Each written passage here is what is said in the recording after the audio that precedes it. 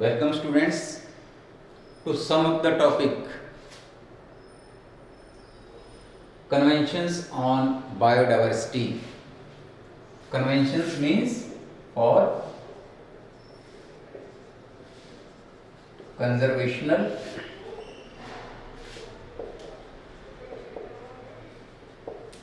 strategies. Significance of biodiversity is well realized. क्या significance है biodiversity की?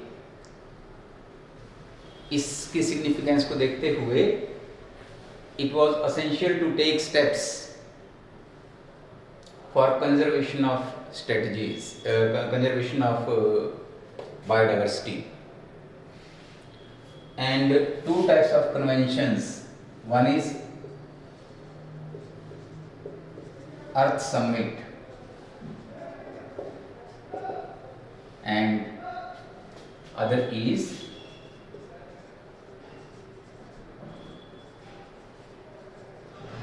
World Summit. बायोडाइवर्सिटी कितनी सिग्निफिकेंट है, कितनी इम्पोर्टेंट है, इसको रियलाइज करने के बाद कुछ ऐसा डिसाइड किया गया, एक मीटिंग हुई in the form of Earth Summit. This Earth Summit was held in Rio de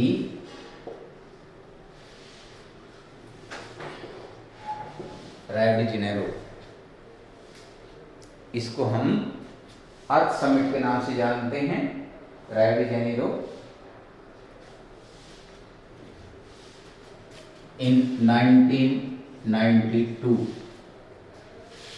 What was objective or aim of this summit? इसका एम या सब्जेक्टिव क्या था? Sustainable use of biodiversity. Sustainable use of biodiversity. एक meeting world के बहुत से countries के बीच में हुई थी रायो डी जेनेरो में 1992 में. And it's main objective was, किस लिए हुई थी? Sustainable use of biodiversity. कि हम बायोडाइवर्सिटी को फुलिशली यूज ना करें. Sustainable use, what do you mean by sustainable use? Use इस ढंग से करें दैट जो बायोडाइवर्सिटी है इट में रिमेन फॉर आवर सक्सेसर्स. जो आने वाले पीढ़ियां हैं उनके लिए भी बायोडाइवर्सिटी कुछ बचे और हम भी इसको प्रॉपर यूज कर सकें. This was the objective of this earth summit. इसके लिए रेड लिस्ट कैटेगरीज वगैरह बनाई गई थी, उनको प्रॉपर माना जाए, उनके ऊपर एक्ट किया जाए. इस तरीके से ये अर्थ समिट का हमारा ऑब्जेक्टिव था. इसी के फॉलोअप में, इन फॉलोअप ऑफ अर्थ समिट, कि क्या ये कुछ रिजल्ट हमें मिल भी रहा है या नहीं, या इस पर एप्रोप्रिएट एक्शन लिया जा रहा है या नहीं, एक वर्ल्ड समिट हुई थी. वर्ल्ड समिट, इसका भी वही एम था, वही ऑब्जेक्टिव था.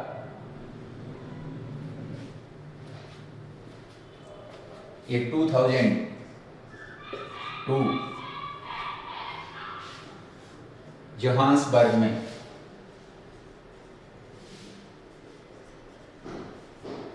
और अबाउट 190 कंट्रीज ने इसमें पार्टिसिपेट किया था. यही इंपॉर्टेंट है.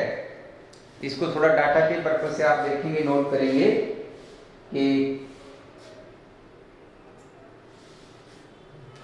How many countries participated this meeting और दिस वर्ल्ड समिट. ये जो वर्ल्ड समिट थी एक्चुअली इसको सिर्फ फॉलोअप में ही थी अर्थ समिट के, कि जो अर्थ समिट में हमने क्राइटेरिया सेट किया था या डेस्टिनेशन सेट किए थे, क्या हमने वो अचीव किए या नहीं किए और कहाँ पर प्रॉब्लम आई है, इसको इवेलुएट करने के लिए again world summit was called, जिसमें 190 countries participated. Again, the main objective was sustainable development. वही उद्देश्य था कि सस्टेनेबल डेवलपमेंट हो और सस्टेनेबल यूज ऑफ बायोडाइवर्सिटी हो। तो ये दो मेन समिट्स हुए हैं टू कंजर्व बायोडाइवर्सिटी, बायोडाइवर्सिटी को कंजर्व करने के लिए। तो इसके साथ ही हमारा ये चैप्टर तो होता है कंप्लीट। अब हम इसके कुछ क्वेश्चंस जो थोड़े टिपिकल क्वेश्चंस हैं उनको देखते हैं कि कैसे उनको सॉल्व करना है।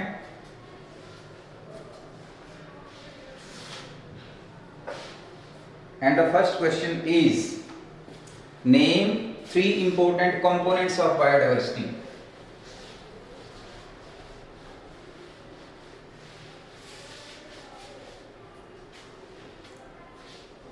To what are 3 components?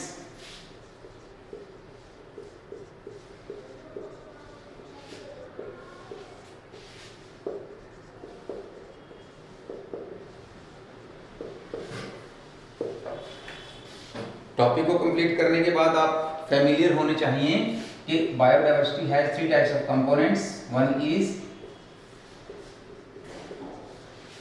Genetic diversity, ये डिटेल में मैंने आपको बताया था। Second is species diversity, very important, species diversity. And third is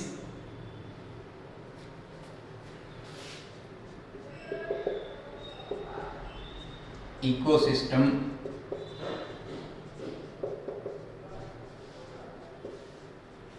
diversity. तो जेनेटिक डाइवर्सिटी का मीनिंग मैंने आपको क्लियर कर रखा है, species diversity and diversity in ecosystems. Explain करें इन 1 or 2 lines. How do, second question, question number 2, how do ecologists estimate the total number of species present in the world? ये एक just estimation है, इसके लिए भी कुछ यूनिट्स हैं जो वर्कआउट करती हैं और वर्कआउट करके डाटा कलेक्ट करके एस्टिमेट करती हैं कि what is total number of species. तो ये कोई हमारे इसके लिए क्वेश्चन नहीं है।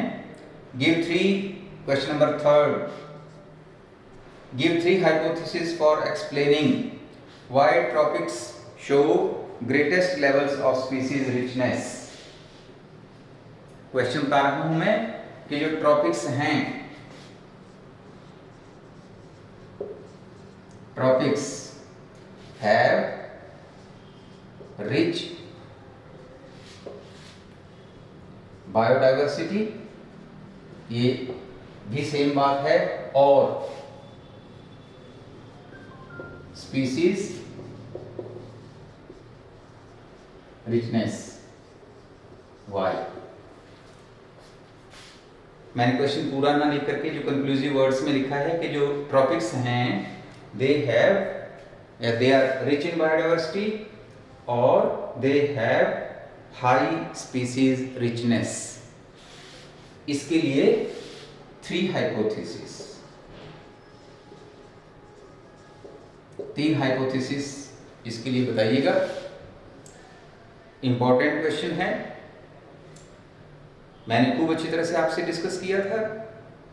एक बार फिर मैं इसको रिपीट कर रहा हूं कि ट्रॉपिक्स, व्हाट आर ट्रॉपिक्स? आप इन दोनों टर्म्स को क्लियर करें कि ट्रॉपिक्स मींस वार्म कंडीशंस और conditions with high temperature and rainfall भी थोड़ा वहां पर ज्यादा ही रहेगा। तो such conditions are called tropic और ट्रॉपिकल कंडीशंस। और ट्रॉपिक्स इसके अपोजिट में है टेम्परेट, टेम्परेचर लो होता है एंड रेनफॉल प्रेसिपिटेशन भी लो होता है। If you compare the two, अगर आप दोनों को कंपेयर कर रहे हैं तो there will be more species diversity in tropics than in temperate. तो 3 हाइपोथेसिस जो इसके लिए पुट फॉरवर्ड की गई हैं वो क्या हैं? Regarding temperature. तो फर्स्ट इसके लिए रेफर करेंगे page number, refer to page number, वहां से आपको क्लियर इसका आंसर मिल जाएगा।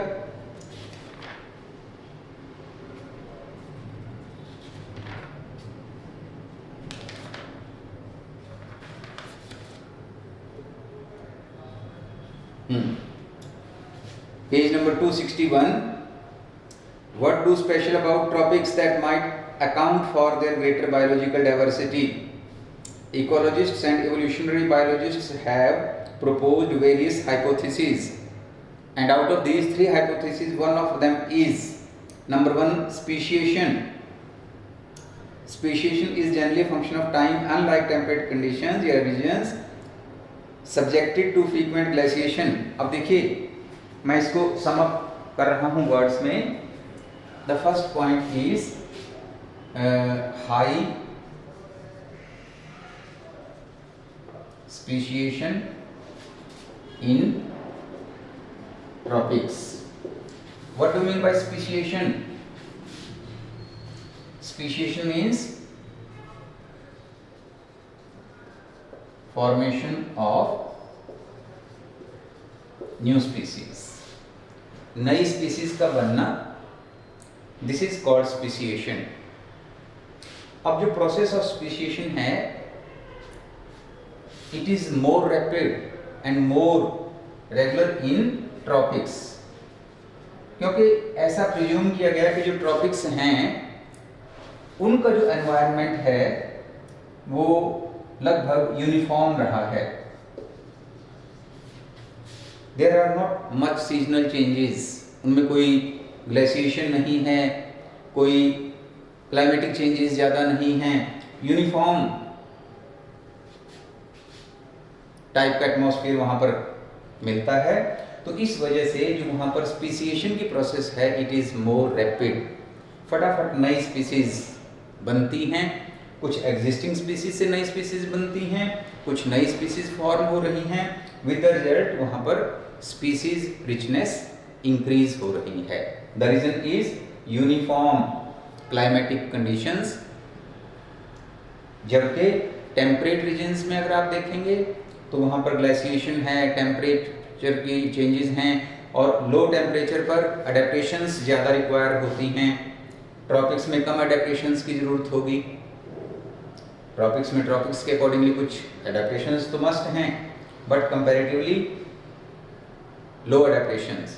तो जो स्पीसीज हैं, एनिमल्स हैं, they do not have to put more efforts, ज़्यादा कोशिश की जरूरत नहीं है।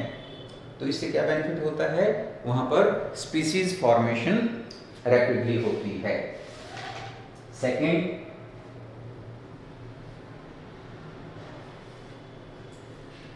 niche specialization. Second hypothesis is niche specialization. मैंने आपको क्लियर किया था कि what is habitat and what is निश। निश को हम प्रोफेशनल साइड में रख रहे हैं, मींस एक ही हैबिटेट में निश में भी डिफरेंट। तो निश कैसे स्पेशलाइज होती हैं? आप ये मान सकते हैं कि जो ट्रॉपिक्स हैं, ट्रॉपिक्स में जो ऑर्गेनिजम्स हैं, एनिमल्स हैं, वो अडेप्ट करते हैं स्पेशल हैबिटेट के अनुसार और अपने आप को डेवलप कर लेते हैं विद स्पेशल निशेस। जब स्पेशल निश बनेगी तो एक पर्टिकुलर स्पीसीज उसी निश में डेवलप होगी। तो निश स्पेशलाइजेशन कॉमन है, तो इससे rate of species formation increase होगा, तो इससे भी वहाँ पर स्पीसीज डाइवर्सिटी ज़्यादा बन जाएगी in comparison to temperate regions. तो आप हेडिंग डालिए निश स्पेशलाइजेशन। और थर्ड है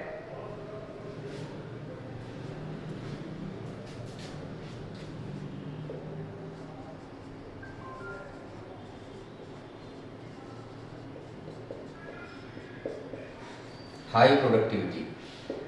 ये तीन हाइपोथेसिस हैं, high speciation, niche specialization and high productivity. You know what is productivity?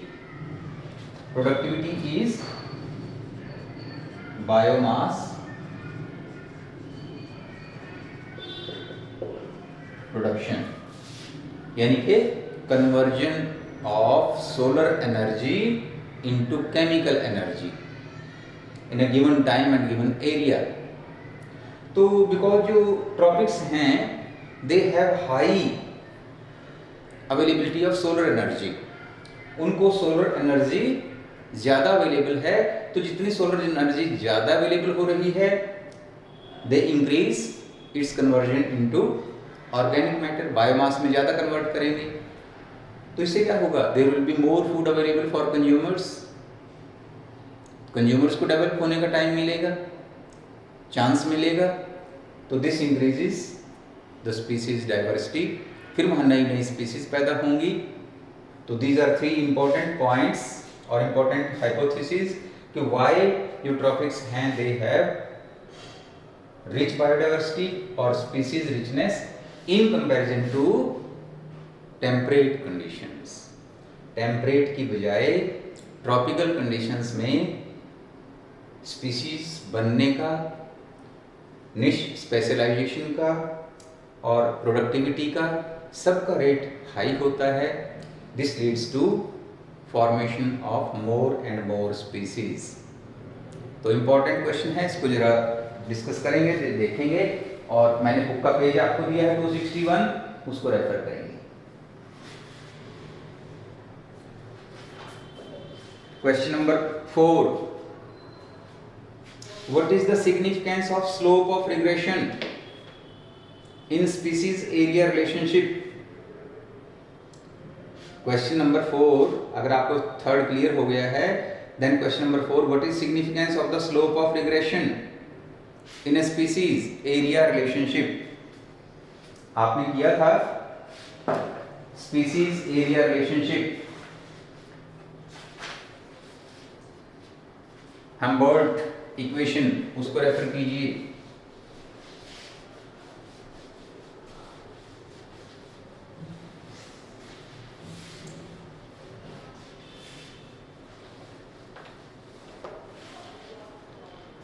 जो इक्वेशन है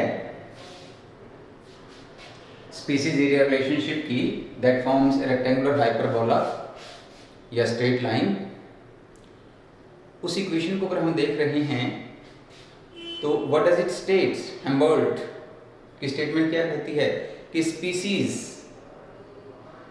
रिचनेस या species number of species increases if we explore, condition वो देता है कि if we explore a small area,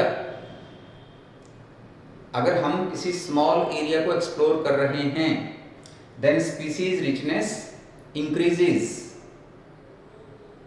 with increase in area. Area बढ़ेगा तो species richness भी इंक्रीज होगी। रेक्टेंगुलर हाइपरबोला मैंने आपको बताया था बनता है, लेकिन up to a certain limit. चाहे कोई भी टेक्सोनोमिक ग्रुप हो, किंगडम प्लांटी का प्लांट्स का हो या कोई एनिमल्स का ग्रुप हो, किसी के लिए भी जो रिजल्ट्स हैं वो सेम हैं कि जो वैल्यू है दैट लाइज बिटवीन, एक रेंज में रहती है, और वो वैल्यू क्या है 0.1 to 0.2 अगर हमने एरिया कम एक्सप्लोर किया है। लेकिन अगर हम ज्यादा एरिया एक्सप्लोर कर रहे हैं, एरिया एक्सप्लोर्ड इज मोर, तो इट्स वैल्यू में गो अप टू 0.6 और 1.2। तो हम क्या कह सकते हैं इसके बारे में? When analysis of species area relationship is done, ये किया जाता है small value of slope of regression, या स्मॉल वैल्यू होगी या हाई वैल्यू होगी। अगर हमने स्मॉल वैल्यू हमें मिली है, small value of regression, area of regression, small value of slope,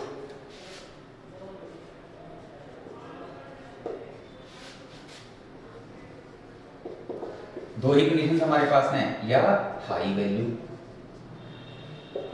of slope of regression small कितनी बताई मैंने? 0.1 से 0.2 तक, 0.1 से 0.2 तक, या फिर 0.6 से 1.2 तक, दो वैल्यूज हैं। अगर हमारे पास, हमने बताना कि इसकी स्लोप ऑफ रिग्रेशन का इंपॉर्टेंस क्या है, व्हाट इज इट्स सिग्निफिकेंस, के वैल्यू 0.1 है, 0.2। अगर फर्स्ट केस है, देन हमारे पास ऑब्जर्वेशन क्या है? Area explored is low. और अगर ये हाई वैल्यू है, then area explored is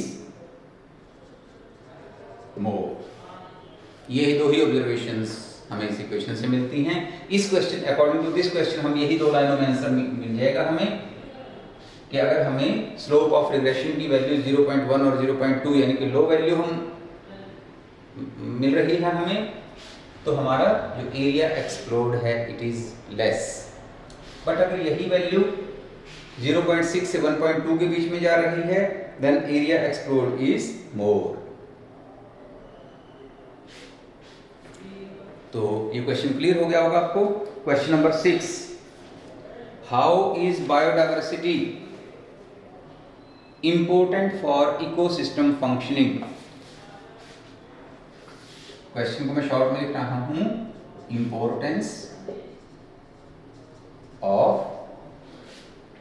question number 6, biodiversity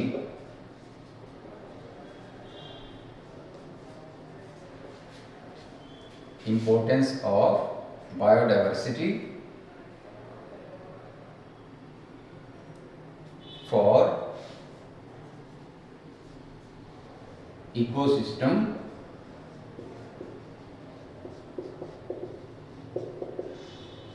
functioning। आपको ये बताना है कि बायोडाइवर्सिटी जो है it is important for functioning of the ecosystem, and you know what is ecosystem.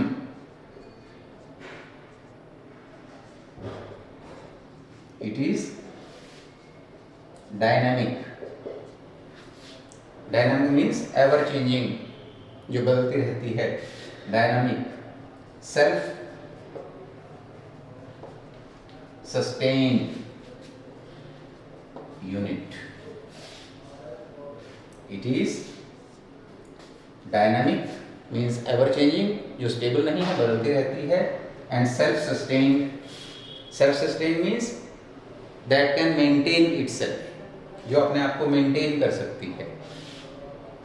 एक ऐसी यूनिट है, बट एक ऐसी यूनिट बनने के लिए क्या जरूरी है? You can site an example.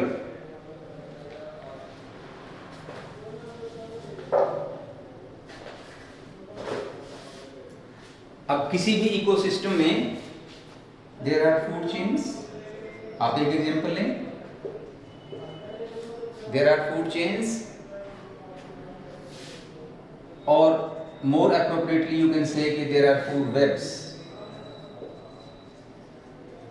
देखिए इस क्वेश्चन को अंडरस्टैंड करने के लिए, एक्सप्लेन करने के लिए आप क्या लिखना चाहेंगे इसमें? फर्स्ट यू विल डिफाइन कि ecosystem is a dynamic self sustained unit in ecology. इसमें कंपोनेंट्स होते हैं, abiotic components, biotic components.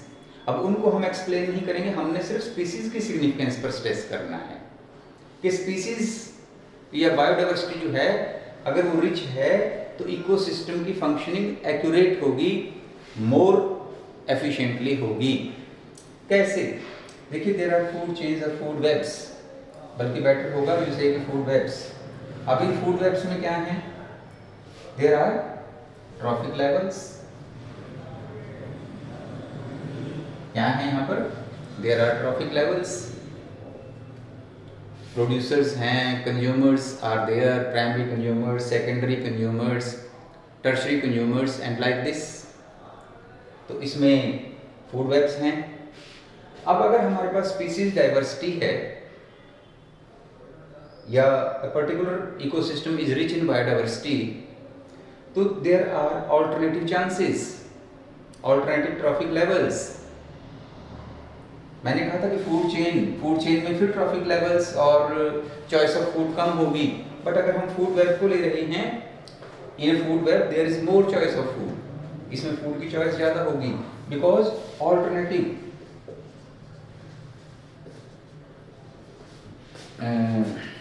alternatives for trophic levels.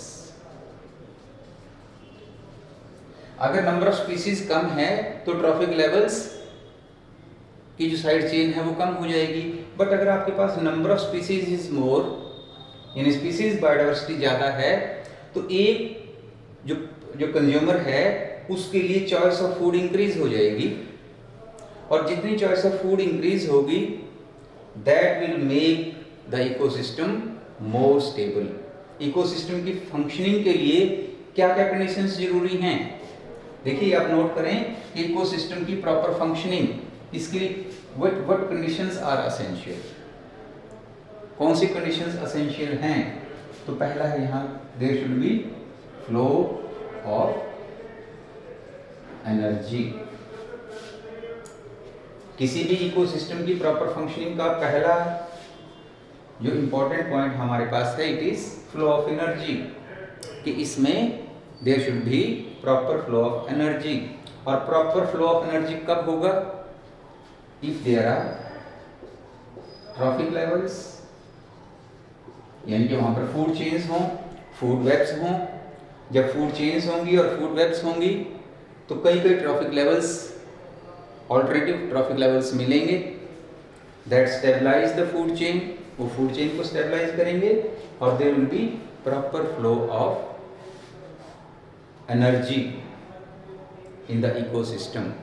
तो बायोडाइवर्सिटीज का होना या डिफरेंट स्पीसीज का होना मस्ट है, so that there may be proper flow of energy in the ecosystem. और किसी भी इकोसिस्टम के लिए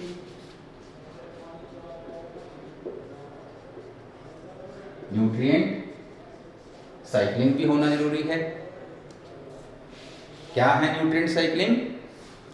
mutual give and take of the nutrients, minerals between biotic components and abiotic components of the ecosystem. किसी भी ecosystem के लिए जो एबायोटिक कंपोनेंट्स हैं और बायोटिक कंपोनेंट्स हैं, उनके बीच में give and take of nutrients, give and take of minerals. और ये तभी पॉसिबल होगा if the number of species is more, वहां पर नंबर ऑफ स्पीसीज ज़्यादा होगा, डिकम्पोजर्स के लिए भी चांस होगा न्यूट्रिएंट साइकिल्स में अपना रोल प्ले करने के लिए। तो अब आप अंडरस्टैंड कर गए होंगे कि पहले आप इकोसिस्टम को डिफाइन करेंगे, फिर ये 2 कंडीशंस मेंशन करेंगे कि इसकी फंक्शनिंग के लिए फ्लो ऑफ एनर्जी जरूरी है, न्यूट्रिएंट साइक्लिंग जरूरी है। तो इन दोनों कंडीशंस को हम तभी पूरा कर पाएंगे if the number of species is more और number of species is high. तो this tells us the significance of biodiversity. इससे हमें बायोडाइवर्सिटी की सिग्निफिकेंस के बारे में आइडिया हो जाता है।